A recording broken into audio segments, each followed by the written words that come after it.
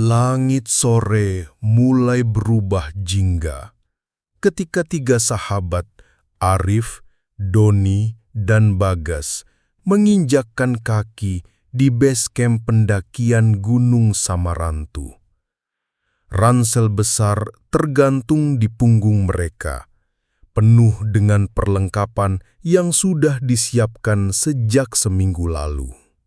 "Wah, akhirnya kita juga naik gunung ini," kata Doni dengan semangat, senyumnya lebar.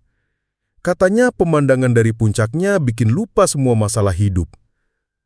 Arif, yang paling dewasa dan tenang di antara mereka, hanya tersenyum kecil. "Iya, tapi ingat, jalurnya cukup berat.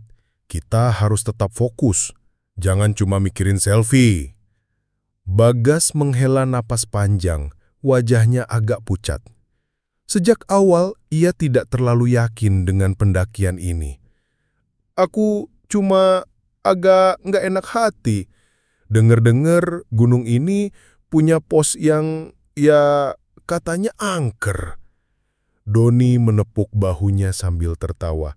"Ah, kamu kebanyakan baca forum horor. Semua gunung punya cerita mistis. Tapi buktinya ribuan pendaki tetap aman-aman saja."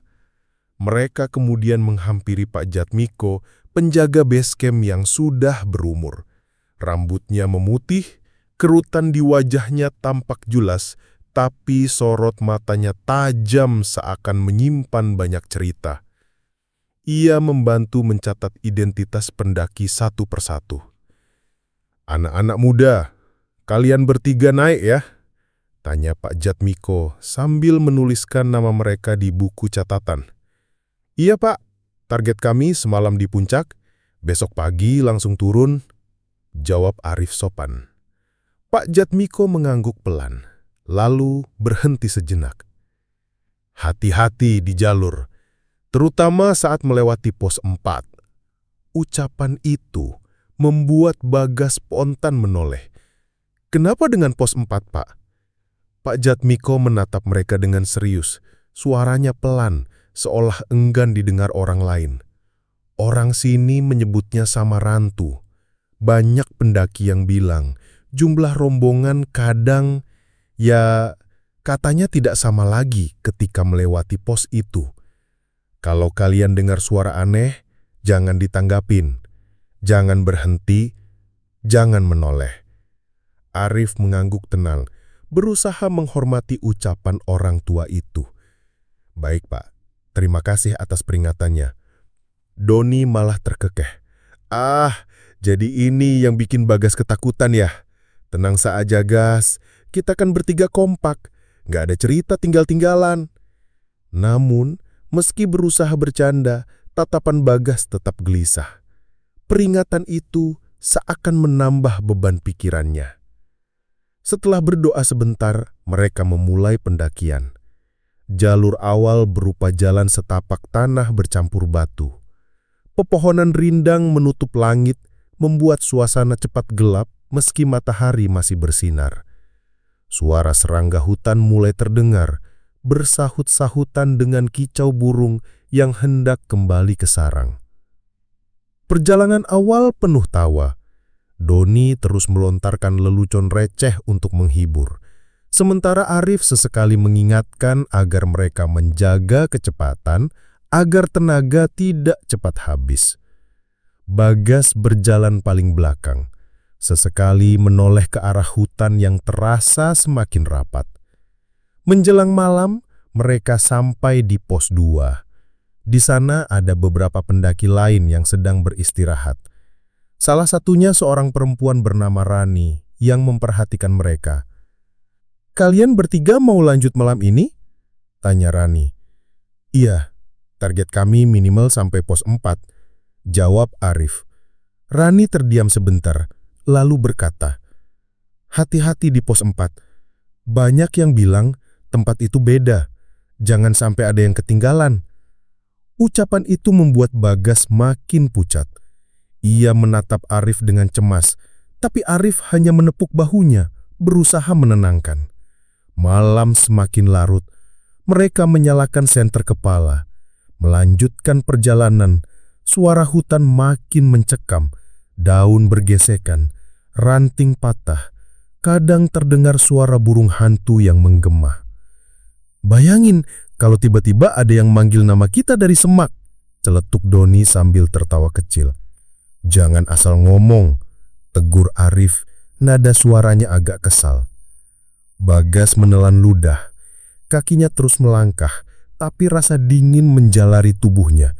Entah kenapa, ia merasa sejak melewati pos 3, ada sesuatu yang mengikuti mereka. Malam itu, langkah mereka semakin berat, tapi semangat untuk mencapai pos 4 membuat mereka terus maju. Mereka belum tahu, peringatan Pak Jatmiko dan Rani bukan sekedar cerita kosong. Di depan, papan kayu bertuliskan pos 4 Samarantu mulai tampak samar disinari cahaya senter. Dan tanpa sadar, langkah mereka bertiga baru saja memasuki jalur yang akan mengubah segalanya. Jalur menuju pos 3 semakin menanjak. Udara malam terasa menusuk, ditambah embun yang mulai menetes dari dedaunan. Arif memimpin di depan dengan langkah mantap. Doni di tengah, sementara Bagas tetap berjalan paling belakang.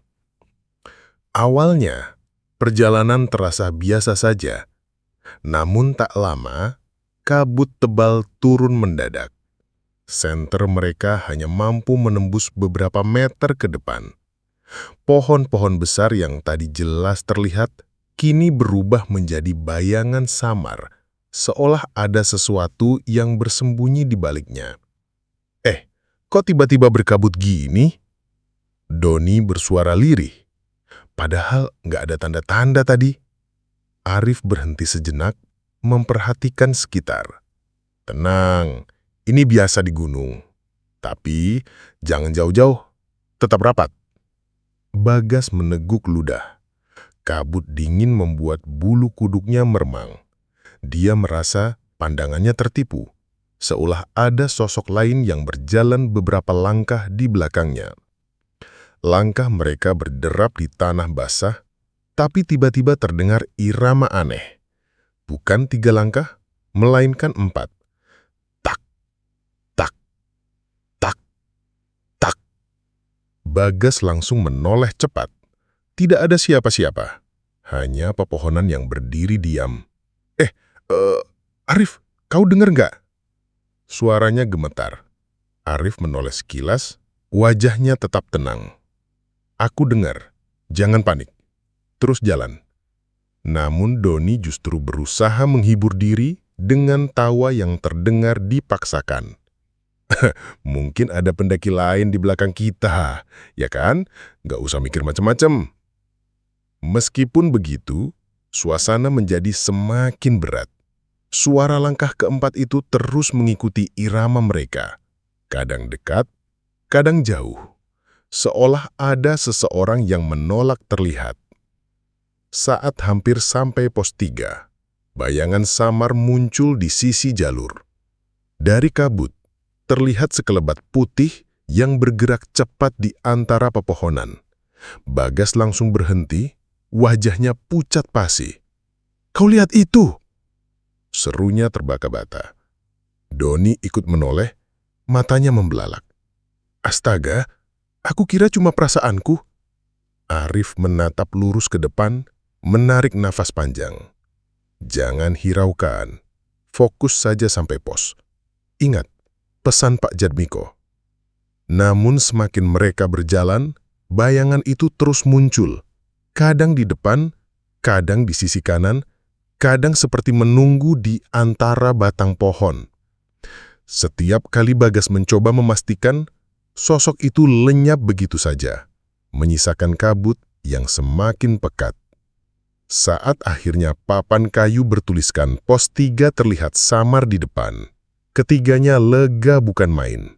Mereka buru-buru masuk ke area datar yang sedikit lebih lapang.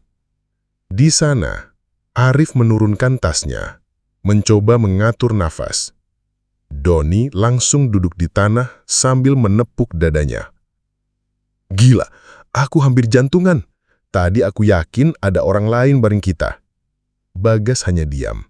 Matanya masih liar menatap ke balik pepohonan.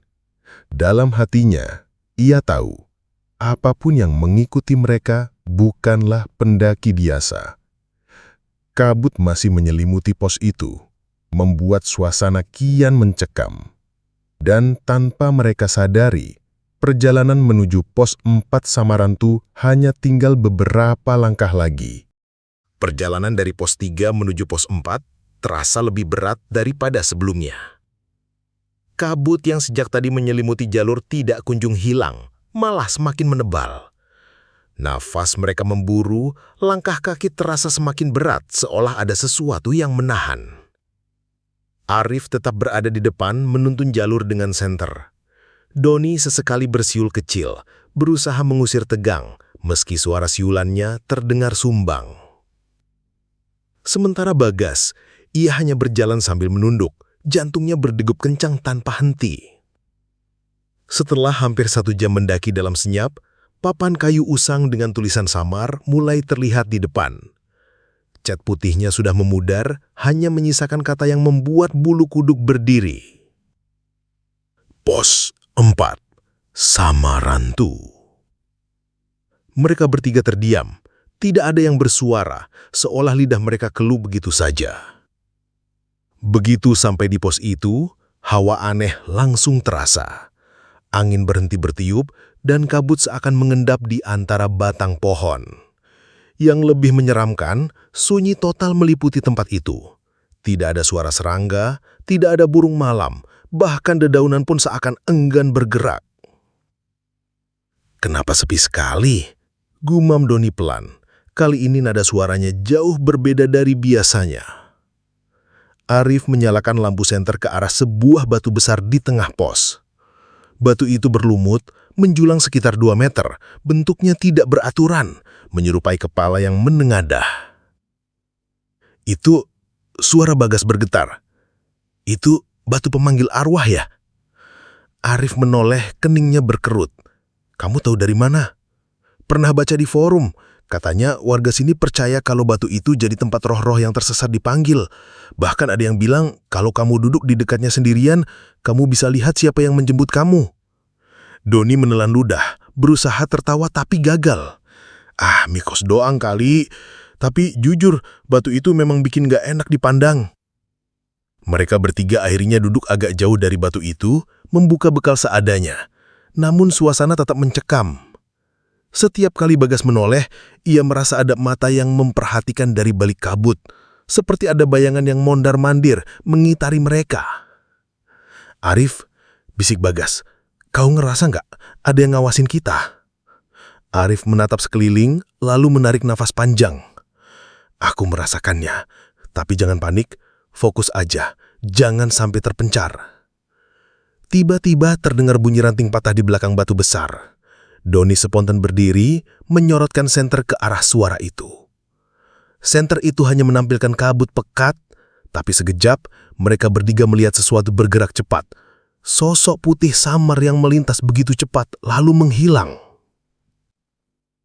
Bagas hampir jerit. Itu bukan manusia, aku nggak salah lihat. Arif menggenggam bahunya, mencoba menenangkan. Duduk, jangan bikin gaduh. Apapun itu, jangan ditanggapi. Namun Doni tetap menatap batu besar itu dengan wajah tegang. Aku rasa kita harus cepat keluar dari sini. Tempat ini nggak benar.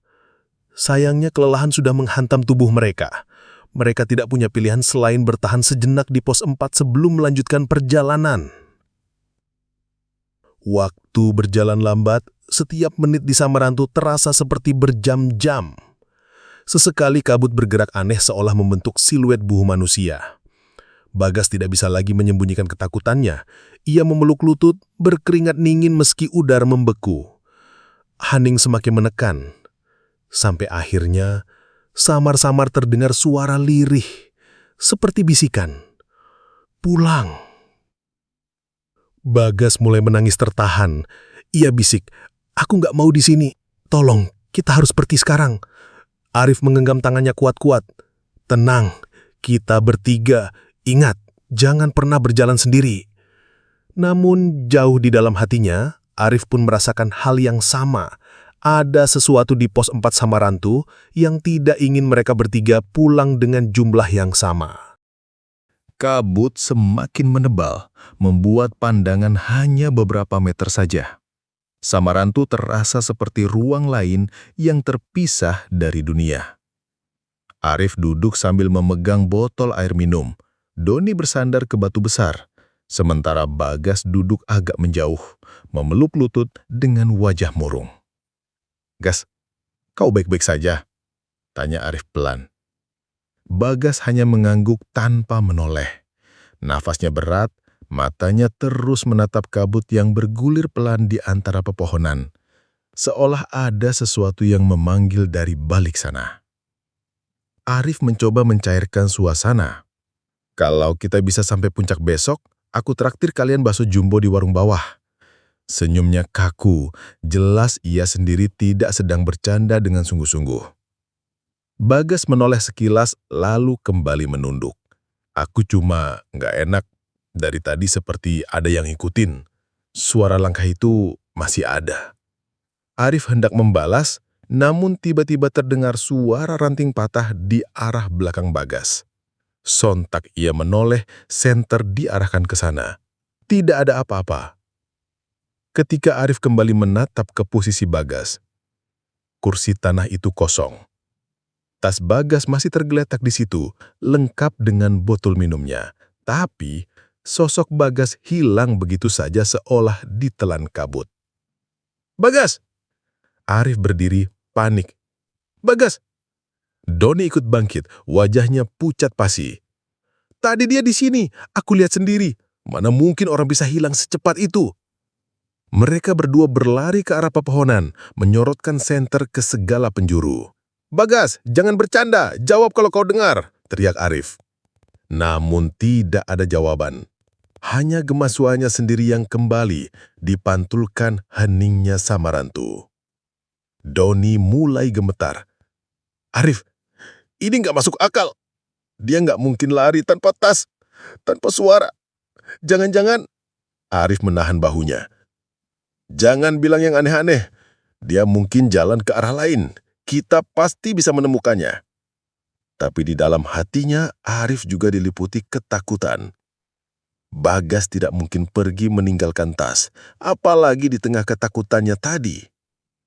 Mereka menyisir area sekitar, menembus kabut. Sesekali terdengar suara langkah di kejauhan, seolah ada orang lain yang berjalan. Setiap kali mereka mendekat, suara itu semakin menjauh. "Bagas!" Doni berteriak, suaranya pecah, namun yang terdengar hanya bisikan samar. "Sini." Arif menarik Doni. "Jangan ditanggapi, ingat pesan Pak Jatmiko, jangan ikuti suara." Doni terdiam, wajahnya semakin pucat. "Tapi kalau itu Bagas gimana? Kalau dia butuh bantuan?" Arif gertakkan gigi. "Tidak, itu bukan Bagas." Mereka kembali ke tempat semula berharap Bagas sudah muncul. Tapi yang mereka temui hanyalah tas yang tergeletak sendirian, dingin dan lembab oleh kabut. Arif jongkok membuka tas itu. Semua barang masih ada, makanan, pakaian, bahkan senter cadangan. Tidak ada tanda-tanda Bagas pergi dengan sengaja. Doni memeluk kepala, duduk di tanah. "Kita harus turun sekarang juga, Arif. Aku nggak mau mati di sini." Arif menatap kabut pekat di sekitar pos, pikirannya kacau. Ia tahu pilihan mereka sulit, tetap di pos dengan resiko bertemu entitas yang tidak mereka mengerti atau turun malam-malam dengan kondisi kabut dan jalan licin. Namun satu hal yang jelas, Bagas sudah tidak ada lagi bersama mereka. Dan Samarantu seakan menyimpan jawabannya rapat-rapat. Hujan turun dengan derasnya, mengetuk atap pos Samarantu yang sudah lapuk. Suara rintik air bercampur dengan gelegar petir membuat suasana semakin mencekam. Arif dan Doni duduk merapat. Tubuh mereka gemetar bukan hanya karena dingin, tetapi juga karena ketakutan yang kian menusuk. Angin berhembus kencang, membuat dedaunan di sekitar berdesir tak beraturan. Dari kejauhan, samar-samar terdengar suara memanggil. Arif, Doni. Keduanya spontan menoleh. Suara itu begitu jelas, seolah berasal dari mulut Bagas. Doni yang mulai panik, berdiri dan berteriak keluar pos. "Bagas, itu kamu kan?" Namun yang terdengar hanyalah gema suaranya sendiri, lalu diikuti oleh bisikan lirih yang entah dari mana datangnya. Arif segera menarik Doni kembali ke dalam. "Jangan, itu bukan Bagas. Kita nggak tahu apa yang ada di luar sana." Belum sempat mereka menenangkan diri, suara itu terdengar lagi, kali ini lebih dekat. "Arif, tolong aku." Hati Arif terasa diremas. Suara itu memang suara Bagas, suara sahabat yang kini entah di mana. Tapi matanya menangkap sesuatu di sela kabut. Sesosok bayangan berjalan perlahan mendekat. Tubuhnya menyerupai Bagas, lengkap dengan jaket yang sama. Namun ada yang janggal. Langkahnya kaku, kepalanya menunduk, dan saat kilatan petir menerangi, wajahnya terlihat pucat dengan mata kosong menatap lurus tanpa kedip. Doni langsung menjerit, "Itu bukan Bagas!" Bayangan itu berhenti tepat di luar pos, berdiri diam sambil menunduk. Dari mulutnya terdengar gumaman yang mirip doa, tapi terputus-putus dan tak jelas. Arif meraih senter, menyorotkan cahaya ke arah sosok itu. Seketika, bayangan itu lenyap, hanya menyisakan kabut tebal yang semakin menutup pandangan. Hujan makin deras, seolah langit marah. Pos Samarantu yang sempit kini terasa seperti perangkap. Arif berusaha menenangkan Doni yang sudah hampir menangis ketakutan. "Kita harus bertahan sampai pagi. Jangan keluar apapun yang terjadi." Namun suara langkah kaki kembali terdengar mengelilingi pos. Satu langkah, dua langkah, lalu berhenti. Tiba-tiba terdengar ketukan keras di dinding kayu pos, membuat keduanya meloncat kaget. Doni menutup telinganya sambil berbisik, "Ya Allah, lindungi kami." Arif mencoba membaca doa sebisanya. Suaranya bergetar namun penuh harap. Anehnya, setiap kali doa dilantunkan, suara ketukan itu mereda. Tapi begitu ia berhenti, ketukan itu kembali terdengar, kali ini lebih keras, seakan ada yang ingin masuk. Petir kembali menyambar, kali ini begitu terang. Sesaat Arif melihat jelas dari celah jendela pos, sosok mirip Bagas berdiri tak jauh dari batu besar yang disebut warga sebagai batu pemanggil arwah. Tangannya terangkat, menunjuk ke arah pos dengan gerakan kaku. Darah Arif seakan berhenti mengalir. Arif tahu itu bukan Bagas. Ada sesuatu yang lain, sesuatu yang menggunakan wajah sahabatnya untuk menakut-nakuti mereka. Hujan terus mengguyur hingga tengah malam. Arif dan Doni hanya bisa saling berpegangan menahan rasa takut yang makin tak tertahankan. Sesekali suara itu kembali memanggil nama mereka, kadang lirih seperti bisikan, kadang keras seperti teriakan. Suara itu menggema di telinga, membuat mereka sulit membedakan mana kenyataan dan mana bayangan. Menjelang dini hari, kabut mulai menipis. Hujan mereda dan suara-suara aneh perlahan menghilang. Namun rasa ngeri itu masih menempel di hati mereka. Arif menatap Doni dengan mata merah dan lelah. "Kita harus turun besok pagi. Kalau tetap di sini, aku nggak yakin kita bisa pulang." Doni hanya mengangguk, wajahnya pucat pasi. Malam itu mereka lalui tanpa tidur, ditemani ketakutan dan misteri yang semakin dalam. Dan satu hal yang pasti, pos Samarantu bukan sekedar pos biasa. Ada sesuatu yang mengintai mereka sejak awal dan sepertinya tak ingin membiarkan mereka pulang dengan selamat. Pagi itu, Kabut masih menggantung tipis di antara pepohonan. Hujan semalam menyisakan tanah becek dan bau lembab menusuk hidung. Arif dan Doni bergegas merapikan barang-barang mereka. Wajah keduanya pucat, mata sembab karena semalaman tak tidur. "Doni, kita harus cepat turun. Jangan berhenti terlalu lama," ujar Arif sambil menggendong tasnya. Doni hanya mengangguk, suaranya nyaris tak keluar. Mereka melangkah dengan hati-hati, meninggalkan pos Samarantu yang terasa seperti perengkap maut. Namun, ketenangan pagi itu hanya berlangsung sebentar. Baru beberapa ratus meter berjalan, Arif mendengar suara langkah ketiga di belakang mereka. Langkah itu berat, kadang menyeret, kadang cepat. Ia menoleh, tapi tak ada siapapun. Doni yang berjalan di depannya tiba-tiba menoleh dengan wajah panik. "Rif, kamu dengarkan? Ada yang ngikutin kita." Ia menarik nafas panjang. "Jangan tengok, terus jalan." Namun sekeras apapun mereka mencoba mengabaikan, suara itu semakin nyata, seolah ada seseorang yang berjalan tak jauh di belakang, mengikuti irama langkah mereka. Kadang terdengar seperti Bagas memanggil pelan, "Tunggu aku." Jantung Arif berdegup kencang.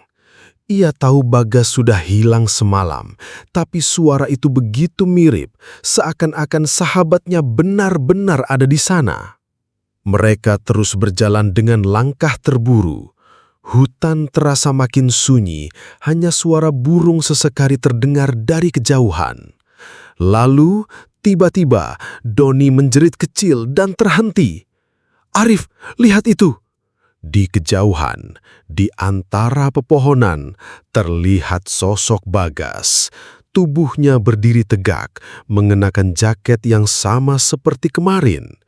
Ia menatap ke arah mereka, wajahnya setengah tertutup bayangan pohon, bibirnya bergerak-gerak meski tak ada suara keluar. Arif spontan meraih tangan Doni. "Jangan dekati, itu bukan Bagas." Namun sosok itu bergerak, bukan berjalan, melainkan melesat dengan langkah panjang seakan melayang di atas tanah. Doni hampir jatuh saking kagetnya. Mereka pun berlari menuruni jalur, tak peduli licin atau curam. Hutan seperti memutar jalan. Berkali-kali mereka merasa sudah berjalan jauh, tapi tetap saja kembali ke jalan yang sama. Tanda pohon yang mereka buat semalam muncul lagi, seakan mereka hanya berputar di tempat. "Kenapa kita nggak bisa keluar dari sini?" Doni menangis, suaranya pecah. Arif gertakkan gigi. Ia sadar ada sesuatu di hutan ini yang menahan mereka. Pos Samarantu benar-benar bukan tempat biasa. Tiba-tiba, suara tawa terdengar di belakang. Tawa yang jelas-jelas milik Bagas, namun tawanya terdengar aneh, panjang, dan bergema di seluruh hutan. Arif menoleh sekilas, sosok Bagas berdiri di belakang mereka. Tapi wajahnya kini berubah, kulit pucat, matanya hitam legam, dan senyum lebar merekah tidak wajar. "Lari Doni!" Arif berteriak sekencang mungkin. Mereka berlari sekuat tenaga melewati semak belukar, terjatuh, lalu bangkit lagi. Nafas mereka tersengal-sengal, dada terasa seperti terbakar. Namun setiap kali berhenti, suara langkah ketiga itu kembali terdengar, seolah tak pernah berhenti mengejar. Matahari mulai naik, tapi cahaya yang menembus pepohonan terasa dingin, sama sekali tak memberi rasa aman. Arif mulai putus asa, tapi ia tahu satu hal, mereka harus terus berjalan meski tak tahu apakah jalan ini benar-benar akan membawa mereka pulang. Menjelang siang, akhirnya mereka melihat tanda jalur menuju pos 2. Arif hampir menangis lega. Namun sebelum mereka sempat melangkah lebih jauh, suara Bagas terdengar tepat di telinga mereka. "Kalian tega ninggalin aku." Doni menoleh spontan dan menjerit sekeras-kerasnya. Tepat di belakangnya, sosok Bagas berdiri, wajahnya hanya berjarak beberapa senti, matanya kosong, menatap dalam. Arif langsung menarik Doni, memaksanya berlari lagi.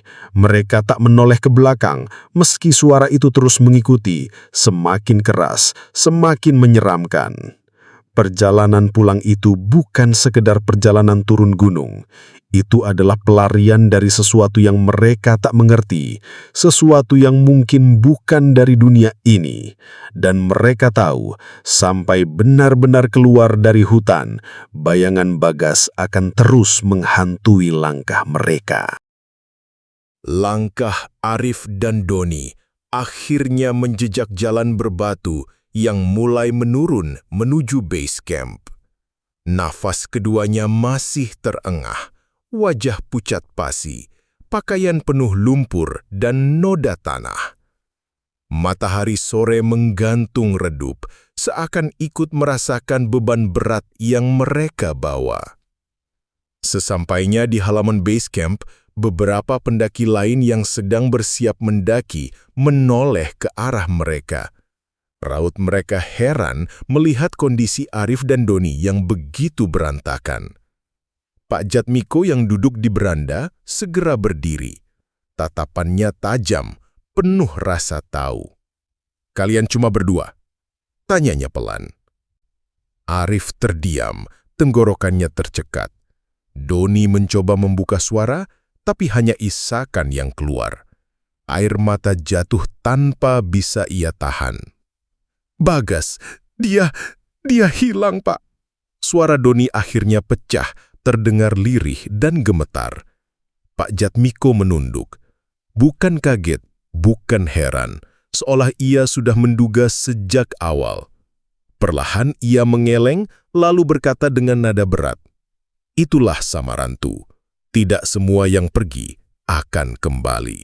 Ucapan itu menusuk jantung Arif. Ia ingin marah, ingin menuntut penjelasan, tapi bibirnya kaku. Di kepalanya masih terngiang suara tawa Bagas, panggilannya, dan sosok menyeramkan yang terus mengikuti mereka di jalur turun. "Kenapa Bapak nggak bilang dari awal?" Doni mendadak berteriak, suaranya serak penuh amarah. "Kenapa Bapak biarin kami naik ke sana kalau sudah tahu?" Pak Jatmiko menatap kosong ke arah hutan. Peringatan sudah sering disampaikan, tapi kadang gunung punya caranya sendiri memilih siapa yang boleh pulang, siapa yang harus tinggal. Kata-kata itu membuat suasana semakin berat. Angin sore berembus membawa aroma pinus bercampur dingin, menambah mencekam suasana. Arif duduk di tanah, kepalanya menunduk, tubuhnya bergetar hebat. Dalam hati ia masih berharap Bagas akan tiba-tiba muncul dari balik jalan setapak, tersenyum ceria seperti biasanya. Tapi waktu berjalan dan jalan itu tetap kosong. Malam turun perlahan, suasana base camp kembali sibuk dengan pendaki baru yang bersiap mendaki. Namun bagi Arif dan Doni, dunia seakan berhenti. Mereka berdua kini menyandang beban, pulang tinggal 2, sementara satu sahabat mereka lenyap ditelan misteri Samarantu.